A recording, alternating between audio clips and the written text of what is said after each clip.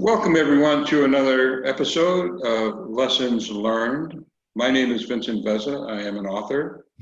I'm the founder of Hidden Treasure Novels, a representative for the North Carolina Writers Network, the Metro North chapter.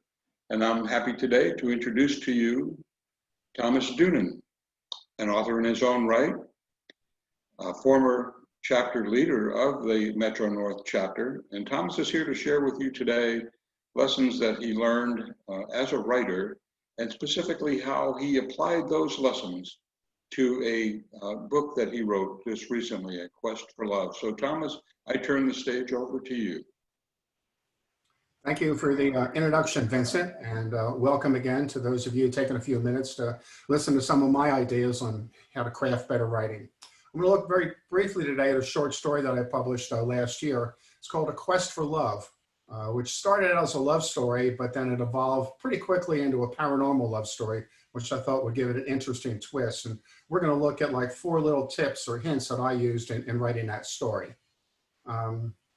Storytelling, real quick, you all know storytelling or writing is storytelling.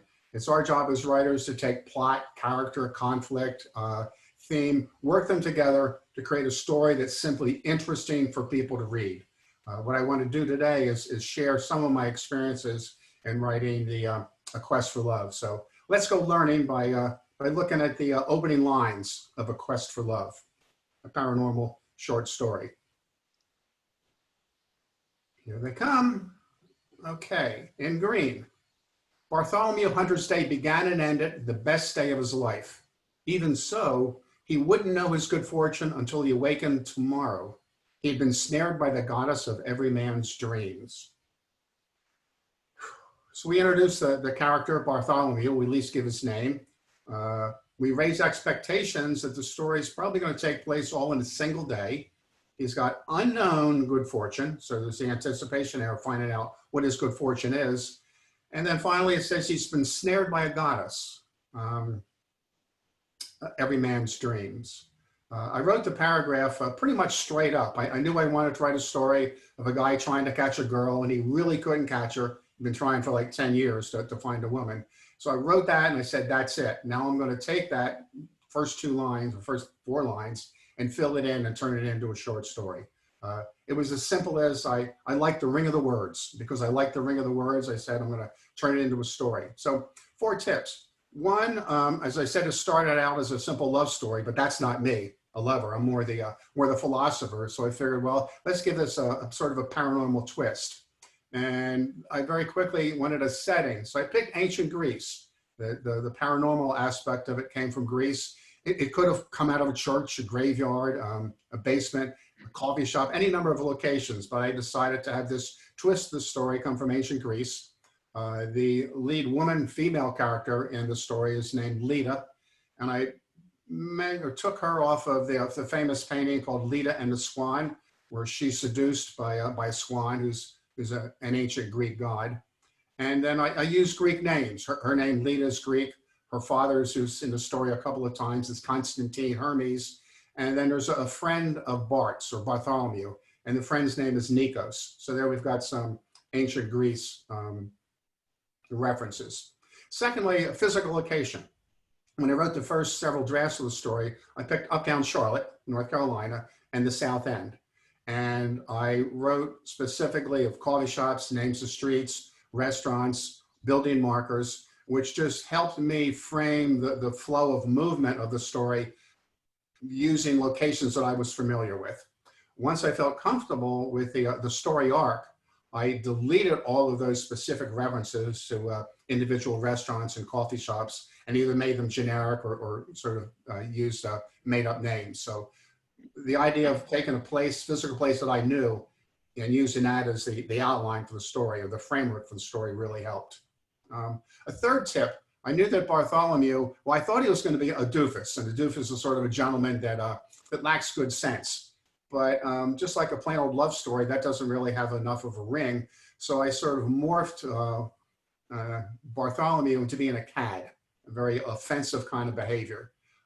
Early on, I picked the name Bartholomew Hunter, and maybe this is just my own prejudice or whatever. I thought it sounded like a very aristocratic name, maybe with a family lineage of privilege, old money, and uppityness. Sort of maybe the kind of guy most of us might hate very easily, which would certainly make it easier writing my story. So we went from doofus to a cad, and I thought the name sort of had that ring of a bell of someone with privilege.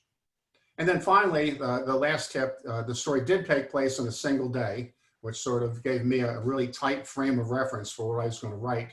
And again, the first couple of drafts, I used timestamps. The first timestamp might have been 6:06 when Bart woke up, and then 8:15 he gets to the coffee shop. And the whole story was timestamped because it was a very tight time period, and I couldn't have him in the restaurant too long and driving too short and getting ready for dinner in too long a period of time. But then again, once I felt comfortable with the flow and time of the event, I was able to remove those timestamps just as earlier I had removed the individual references to Charlotte, North Carolina. And with that, let's move to the end of the story and look at the last lines, or the closing lines, for A Quest for Love. It finishes. Bart finished his first day in the afterlife without knowledge of the sadness his death left behind in the other world. Earth's time will go on without end. Former resident Bartholomew Hunter will never know tragedy, sorrow, frustration, or defeat. He's earned this privilege. His days will be perfect, his wishes fulfilled, but his earth life is at end. Leda, after, there's a typo there, I say 2 centuries, actually it was 2 millennia. From the time of ancient Greece, Leda, for reasons you'll read in the story, was chasing this man, Bart, over the course of 2,000 years. And finally, when he woke up that day, he had what he thought was going to be his ultimate blind date, and the woman that he'd fallen in love with for the rest of his life. And little did he realize that she found him. It wasn't him finding a woman. And she snared him, and she took him into her life, the afterlife. And that's how it finishes. The girl gets the guy. And then next week, we're going to look at a second short story I wrote last year called A Waiting Room Frenzy, which is a very whimsical short story of the craziness that theoretically could go on in a hospital surgical waiting room. And then after that, we'll look at the first novel I'm finishing up called Shadow by Fear, which is also paranormal, but it's a little bit more serious in terms of being a coming of age novel. And with that said, there's my 2 short stories. We've learned a little bit about A Quest for Love. Next week, we'll look at A Waiting Room Frenzy, and hopefully someday we'll be able to talk about Shattered by Fear. So thank you, Vincent, for giving me the time to talk to our audience. Well, thank you, Thomas. This is instructive as always. You are an inspiration to me as a writer, and I hope an inspiration to the other writers who are on this call. We look forward to seeing all of you again, same time, same station, Thursday at 1 p.m. Eastern Time. If you have any questions, please do reach out to us at www.hiddentreasurenovels.com.